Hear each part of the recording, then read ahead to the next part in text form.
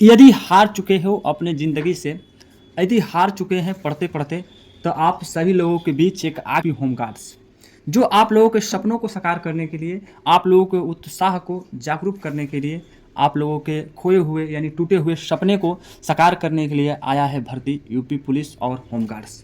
तो नमस्कार मेरे प्यारे साथियों, स्वागत है आप सभी लोगों का अपना यूट्यूब चैनल शिक्षित भारत में।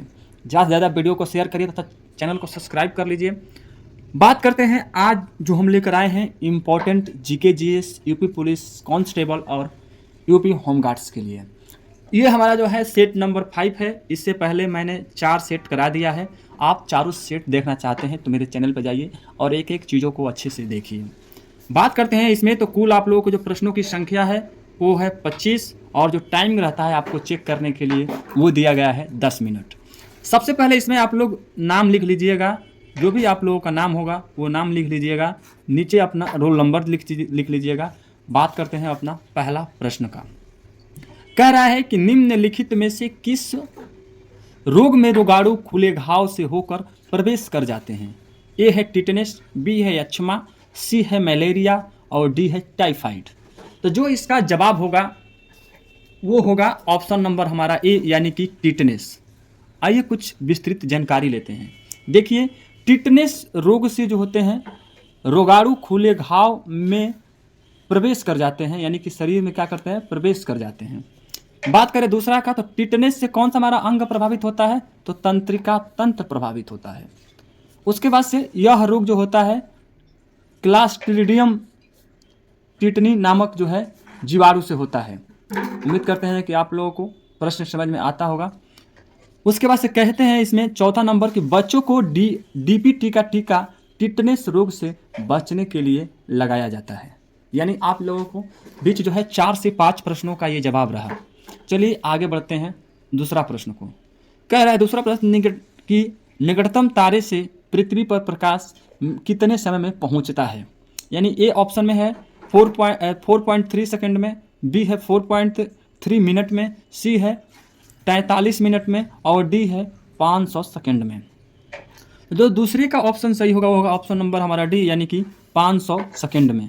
देखिए, सूर्य के बाद पृथ्वी का सबसे निकटतम जो तारा क्या है वो प्रकाशिमा सेंचुरी है। यहाँ से एक प्रश्न आप लोगों को मिलेगा, यानी जो है सूर्य के बाद पृथ्वी का सबसे निकटतम तारा कौन सा है? तो वो है हमारा प्रकाशिमा सेंचुरी।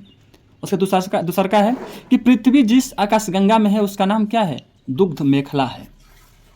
तीसरा का जो है, देखिए पृथ्वी के सबसे निकटतम तारा कौन सा है? हमारा सूर्य है। इस तरह से हमारा 4-5 प्रश्न ऐसे बन गए। आगे की तरफ बढ़ते हैं। तीसरा कह रहा है कि रासायनिक यौगिक का सबसे छोटा संभावी यूनिट है। ए परमाणु, बी इलेक्ट्रॉन, सी प्रोटॉन और डी अणु। तो हमारा जो तीसरे का ऑप्शन है वो ऑप्शन नंबर हमारा डी सही यानी कि अणु है। कह रहा है कि यौगिक के गुण उनके अवयवी तत्वों से भिन्न होते हैं। उसके बाद से इसे सामान्य विधि से अलग क्या किया जाता है? नहीं किया जा सकता है। चलिए देखते हैं प्रश्न संख्या 4 को। मानव अंग में विटामिन नहीं करता है। ए पाचन में सहायता, बी औषधि के उपचयन में सहायता, सी वृद्धि यानी विकास में सहायता, डी है कार्य शक्ति की आपूर्ति। जो 4 का ऑप्शन सही होगा ऑप्शन नंबर डी होगा यानी कि कार्य शक्ति की आपूर्ति। देखिए, पाचन में सहायक विटामिन कौन कौन सा है हमारा? तो याद रखिएगा B5 और B12 पाचन में सहायक विटामिन है। दूसरा कहता है कि जल में घुलनशील विटामिन कौन कौन सा है आप लोगों का? तो जल में जो है घुलनशील विटामिन आपका बी एवं सी है। बहुत ही महत्वपूर्ण प्रश्न है। तीसरा जो कह रहा है कि वसा में घुलनशील कौन सी विटामिन है? तो ए, डी, ई एवं के। इस तरह से 4 प्रश्न रहे। चलिए देखते हैं पांचवा प्रश्न कह रहा है कि अम्लता कम करने के लिए उपयोग की जाने वाली एलू जेल गोली यानी कि 5 में क्या होता है? ए है हमारा सोडियम कार्बोनेट, बी है सोडियम हाइड्रोक्साइड, सी है अमोनिया और डी है एल्युमिनियम हाइड्रोक्साइड। जो हमारा 5 का ऑप्शन सही होगा वो ऑप्शन नंबर हमारा डी होगा यानी कि एल्युमिनियम हाइड्रोक्साइड। चलिए देखते हैं प्रश्न संख्या 6वां। कह रहा है कि अत्यधिक आघातवर्ध्य धातु कौन सी है? ए प्लेटिनम, बी चांदी, सी लोहा और डी सोना। जो हमारा 6 का ऑप्शन सही होगा वो ऑप्शन नंबर डी होगा हमारा यानी कि सोना। बात करते हैं कुछ इससे महत्वपूर्ण चीज़ों को। तो देखिए, गोल्ड, प्लेटिनम, सिल्वर तथा मरकरी उत्कृष्ट धातुएं हैं। आप लोगों से पूछे, ऑप्शन में दिया रहेगा कौन सा उत्कृष्ट नहीं है, कौन सा उत्कृष्ट है। यदि आप लोग याद रखेंगे कि गोल्ड, प्लेटिनम, सिल्वर एवं मरकरी जो है उत्कृष्ट धातुएं हैं। सर्वाधिक आघात वर्धनीय धातु कौन कौन सा है, तो वह है सोना है एवं चांदी है। बात करते हैं सोना एवं चांदी की अधिक तन्यता वाली भी धातु है। बात करते हैं कि 1 ग्राम सोना में लगभग 2 किलोमीटर लंबी तार बनाई जाती है। प्रश्न संख्या 7वां है कि कह रहा है कि एक मलेरिया रोधी जो है औषधि की तरह उपयोग यौगिक है, यानी मलेरिया जो रोधी होता है उसके लिए कौन सा औषधि जो है उपयोगी होता है। तो देखिए ऑप्शन में दिया है एस्पिरन, बी है पेंसिलिन, बी है क्लोरोक्विन, और सी है पेंसिलिन, और डी है हाइड्रोक्विनोन। तो जो हमारा 7 का ऑप्शन होगा वो ऑप्शन नंबर हमारा जो होगा बी सही होगा, यानी कि क्लोरोक्विन। अब देखिए पेंसिलिन का उपयोग प्रतिजैविक बनाने में किया जाता है। उसके बाद से पेंसिलिन का आविष्कार अलेक्जेंडर फ्लेमिंग ने किया था। 2 प्रश्न यहाँ से बन गया। चलिए देखते हैं 8वां प्रश्न कह रहा है कि टिहरी बांध उत्तराखंड सरकार द्वारा किस नदी पर बनाया गया। ए भागीरथी, बी सरयू, सी गंगा, और डी उपरोक्त में से कोई नहीं। अब देखिए जो 8 का जो जवाब होगा हमारा कि ऑप्शन नंबर हमारा ए सही होगा, यानी कि भागीरथी। देखिए फारका परियोजना जो है गंगा एवं भागीरथी नदी पर बनाया गया है, यानी कि याद रखिएगा फारका परियोजना कहाँ पर बनाया गया है, तो गंगा एवं भागीरथी नदी पर।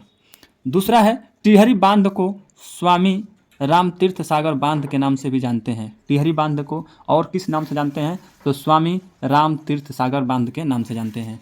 टिहरी बांध जो है भागीरथी एवं भिलंगाना के संगम पर है। चलिए प्रश्न संख्या 9 देखिए, पुस्तक माई प्रेसिडेंशियल ईयर्स का लेखक कौन है।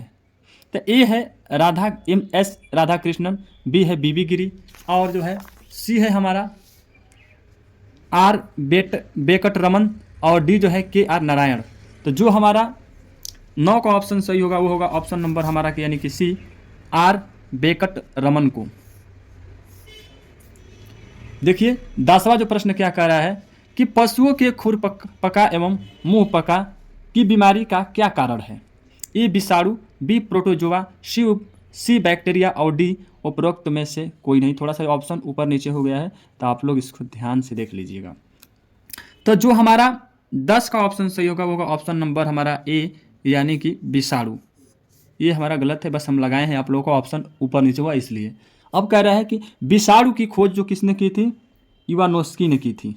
ओके, एवियन इन्फ्लुएंजा जो है पक्षियों में रोग को उत्पन्न करता है। ये कौन सा है, इन्फ्लुएंजा एक प्रकार का, एवियन इन्फ्लुएंजा क्या है, विषाणु है एक प्रकार का, याद रखिएगा। यह जो है पक्षियों में रोग उत्पन्न करता है।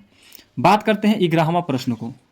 कह रहा है कि कंप्यूटर का पैकेज यानी पेज मेकर किस ऑपरेटिंग सिस्टम का संबंध रखता है। तो ए है MS-DOS, बी है यूनिक्स, सी है विंडोज, और डी है उपरोक्त में से सभी। जो हमारा 11 का उत्तर सही होगा वो होगा ऑप्शन नंबर सी, यानी कि विंडोज।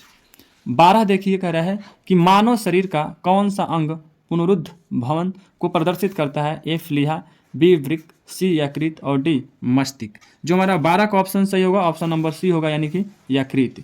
13वां देखिए राइनाइटिस नामक रोग से कौन सा अंग प्रभावित होता है। यानी कि ए है आप लोगों का कान, बी है आँख, सी है मस्तिष्क, और डी है नाक। तो हमारा जो 13 का ऑप्शन सही होगा ऑप्शन नंबर डी है, यानी कि नाक प्रभावित होता है राइनाइटिस से। 14वां प्रश्न देखिए, निम्नलिखित में से किन्हें जुड़वा खनिज कहा जाता है। ए तांबा कामा टीन, बी लोहा कामा कोयला, सी सीसा कामा जस्ता, और डी सोना कामा चांदी। जो हमारा 14 का ऑप्शन सही है ऑप्शन नंबर सी है, यानी कि सीसा कामा जस्ता। 15वां देखिए, पेरिस फ्रांस किस नदी के किनारे स्थित है। ए सीन नदी, बी टेम्स नदी, सी डैन्यूब नदी, और डी गंगा नदी। जो हमारा 15 का ऑप्शन सही है ऑप्शन नंबर ए है, यानी कि पेरिस जो है फ्रांस वो सीन नदी के किनारे स्थित है। 16 देखिए, निम्नलिखित में से कौन सी खरीफ की फसल है। ए गेहूं, बी जैव, सी अफीम, और डी मक्का। तो जो हमारा 16 का ऑप्शन सही है ऑप्शन नंबर डी है, यानी कि मक्का। बात करते हैं 17वां प्रश्न का कि उत्तर और दक्षिण कोरिया को अलग करने वाली सीमा रेखा कहलाती है। ए 17वीं सीमांत रेखा, बी डुरंड रेखा, सी 38वीं सीमांतर रेखा, और डी जो है सिग्मफ्राइड रेखा। तो जो हमारा 17 का ऑप्शन होगा ऑप्शन नंबर सी होगा, यानी कि 38वीं समानांतर रेखा।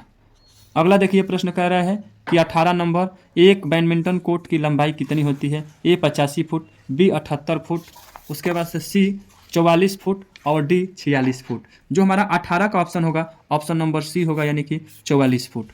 19वां प्रश्न देखिए, दूरदर्शन का राष्ट्रीय कार्यक्रम किस वर्ष में आरंभ किया गया? ए 1970 में, बी 1972 में, सी 1980 में और डी 1982 में। जो हमारा 19 का ऑप्शन सही होगा वो ऑप्शन नंबर डी सही है, यानी कि 1982 में।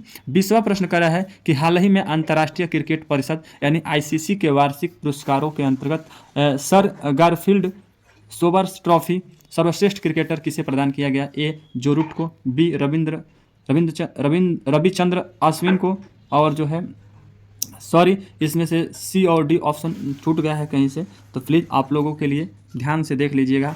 जो इसका 20 का ऑप्शन सही होगा वो ऑप्शन नंबर हमारा, जो हमारा सी का ऑप्शन सही होगा, सॉरी 20 का, वो होगा डेनिस स्टोक्स को। याद रखिएगा, यह ऑप्शन हम खुद अभी बनाए आप लोगों के सामने ही, तो इसको याद रखिएगा। 21वां प्रश्न देखिए, कह रहा है कि आँख का रंग किसमें मौजूद वर्णक पर निर्भर करता है? ए कार्निया में, बी आइरिस में, सी वेनस। देखिए यही सलाह, ये जो है प्रश्न संख्या 21वां है हम लोगों का कि आँख का रंग किसमें मौजूद वर्णक पर निर्भर करता है? ए कार्निया में, बी आइरिस में, सी सिलकाओं में और डी शंकुओं में। तो जो हमारा 21 का ऑप्शन सही होगा वो होगा ऑप्शन नंबर हमारा बी, यानी कि आइरिस में। चलिए शुरू करते हैं 22वां प्रश्न। कह रहा है कि अंधेरे में देखने की आंख की क्षमता एक बैगनी वर्णक के उत्पादन के कारण होती है जिसका नाम है ए कैरोटीन, बी रेडोप्सिन, सी आयोडिसिन और डी जो है रेटिनिन। तो जो हमारा 22 का ऑप्शन सही होगा वो होगा ऑप्शन नंबर हमारा बी, यानी कि रोडोप्सिन।